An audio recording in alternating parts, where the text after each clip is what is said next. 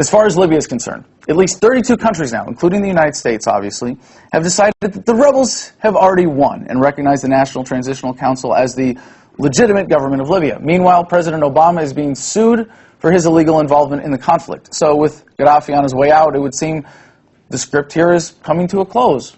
Foreign-supported rebels will build a new government, which will probably become a new face for the same old corruption. NATO will declare a great victory they can use to justify their unnecessary existence for another 50 years. And Obama might even get nominated for another peace prize. Or is there more to the plot? Joining me now, just back from a recent trip to Libya, is Dr. Webster Griffin Tarpley, activist, historian, author, and investigative journalist. Dr. Tarpley, thanks so much for being with us tonight. My pleasure. So this is really exciting. Now, before we get into the issues in Libya, tell us about the trip that came together and why you were compelled, why it was so important to be reporting from on the ground in Libya. Well, I was able to spend about 10 or 11 days in Libya, going in through Tunisia. You have to do a lot of driving because it's a no-fly zone, but you eventually get there. And I think it's a great place. You'd like it very much. There are about 2 million Kalashnikovs in private hands in the area of Tripoli. I hear the weather's pretty nice, too. A lot of people have RPGs, beautiful Mediterranean weather, and I think a wonderful place. And some of the friendliest pro-Western people. You know, when you think what NATO is doing to them, you think that a foreigner might get lynched, but I saw none of that. They have a very clear idea that this is coming from certain imperialist elites, and they don't blame the average American, say, or French, or now the latest story we're getting out of Libya is that the rebel commander was recently assassinated. Right. What are the implications of that? Yeah, look, I have to say your setup is wrong in the sense I think the rebels are actually closer to collapsing, far more so than Gaddafi. No, well, I wasn't making that case, but that the international community has made that recognition, right? Anyway, okay. just 2 weeks after that ridiculous meeting in Turkey, where all these people were strong-armed by the U.S. into recognizing these rebels, you've got the murder of the #1 or #2 military commander, Yunus. And beloved among revolutionaries, correct? Well, let's see. Yes and no? You got to remember, who are these people? Okay. Those are not the revolutionaries, by the way. And from the point of view of the history of the Arab world, Gaddafi is the revolution, and these people are the counter-revolution. Okay. But specifically, you got to realize that the military effort of the rebels is largely Al-Qaeda veterans, Libya Islamic Fighting Group veterans, foreign fighters brought back from Afghanistan, Pakistan.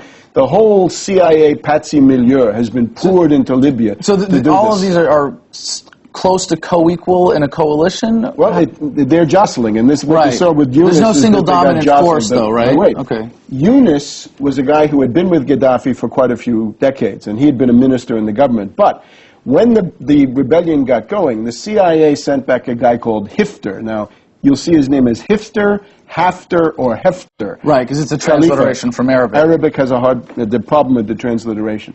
But that guy was the rival of Yunus, and when I was there, I heard pretty good reports that the Yunus units would call in a NATO airstrike on the Hafter units, and the Hifter or Hafter units would call in a NATO airstrike on the Yunus units. So when you saw NATO killing people, that was sometimes because the rebels were settling their own scores using NATO air power. Okay, so that's incredible. How about that? That's called against, democracy. Right, no, imagine to think of the American tax laws, I mean, just the extra rage if they knew how we were being used and manipulated there. Okay, but to the other side, Gaddafi, you're saying he's doing better than the rebel forces at this point, or the counter-revolutionaries.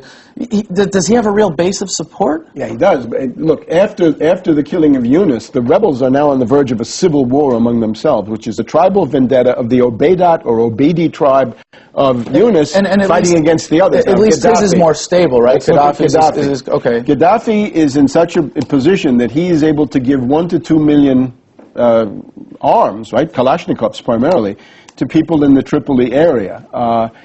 How could you do that if you didn't have popularity? Now, admittedly, after 4 decades of Gaddafi, even though he has the best economic record in Africa, he's got a social safety net that we could die for here, that we don't have, but he delivered it. It's the best use of oil revenue anywhere in the world. They're number 57 on the UN Human Development list, the top in Africa, and they beat many countries in Eastern Europe and so as a Latin ruler, America. as a dictator, he's done an effective job of taking care of some people. And certainly it's authoritarian. Dictator sometimes, but maybe not in every aspect of life. Status of women, very good. But here's the thing. There's obviously, after 40 years, there's going to be a group of people who are not so happy. that sort of swampy middle has been driven back to Gaddafi by the ferocity of the NATO bombing. Because you imagine when somebody comes in bombing was challenging the established order, the established international order, the established international order through NATO went to that coalition and got behind them. Gaddafi, he's the only government in Africa that refused, or one of the very few, refused to be integrated into the U.S. African Command when that was set up. We've got just a second left here. A lot of people are hoping that Obama is going to be held to account for this. Is there any way, as little attention as the American people are paying to this issue right now, that there's a chance that these illegal actions with the lawsuit against him could lead to his impeachment? Well, let's look at the House. We've got the last time there was a vote in the House on the Kucinich resolution to cut off the funding and end the war through the House. It needed 15 more votes to pass. Now, after this budget battle, those Tea Party guys in the House of Representatives, a lot of them are very unhappy. But they're very unhappy. They got to show. They got to do something to show that they're against Obama. Libya is the perfect issue. It could be the cut off the money, and if he ignores you, all right. Well, let's War hope. Powers Act. He's impeachment bait. Outstanding. So impeach. We can hope. Thank you very much for joining us, Dr. Webster Griffin Tarpley. This is Adam Kokesh from Washington D.C. for Adam vs. the Man. Check out our website, AdamVersusTheMan.com, to vote on guests and topics. As always, Adam at AdamVersusTheMan.com. Have a good night. We'll talk to you tomorrow.